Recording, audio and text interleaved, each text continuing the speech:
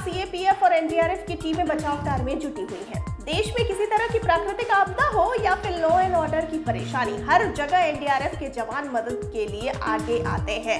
लेकिन क्या आपको पता है कि इन्हें पैसे देता कौन है और इनकी तैनाती कैसे होती है? ये सब बातें हम आपको बताएंगे विस्तार से। सबसे पहले जानते हैं कि एनडीआरएफ कैसे लेती है पैसे। जब भी किसी प्राकृतिक आपदा में एनडीआरएफ को बुलाया जाता है तो उसके लिए केंद्र सरकार को राज्य सरकारों को पैसे देने होते हैं। लेकिन हैरानी की बात यह है कि आपदा में काम करने के लिए एनडीआरएफ कोई पैसा लेता ही नहीं है। एनडीआरएफ के डीआईजी एसएस गुलरिया ने बातचीत में ये खुलासा किया कि राज्य सरकारों को एनडीआरएफ को पैसे देने होते हैं, लेकिन एनडीआरएफ ने कभी पैसे लिए ही नहीं है।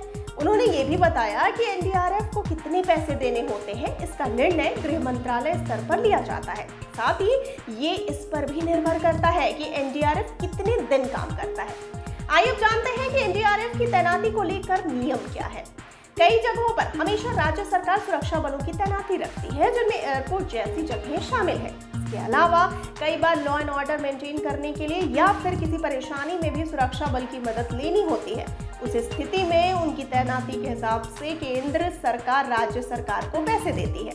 ये पैसे किसी भी कंपनी या बटालियन की तैनाती पर निर्भर करते हैं। यदि कंपनी लंबे समय से राज्य में सुरक्षा बलों की तैनाती किए हुए है तो उसके लिए एक अमाउंट फिक्स कर दिया जाता है और उनके पैसे राज्य सरकारों को देने होते हैं।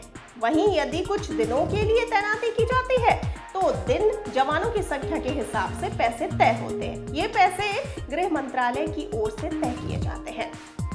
आइए अब जानते हैं कि 2024 में राज्यों को केंद्र सरकार कितना चार्ज देगी। तो आपको बता दें कि सुरक्षा बल की कंपनी में लगभग 100 जवान होते हैं। वहीं केंद्र सरकार को फिलहाल राज्यों को काफी पैसे देने हैं। रिपोर्ट्स की माने तो गृह मंत्रालय को राज्यों को अक्टूबर 2021 तक 63,156 करोड़ रुपए लेना था, जो एक राज्य के बजट से भी ज्यादा है। साल 2023 से 24 के लिए केंद्र सरकार को राज्यों को 22 करोड़ 30 लाख रुपए देने हैं।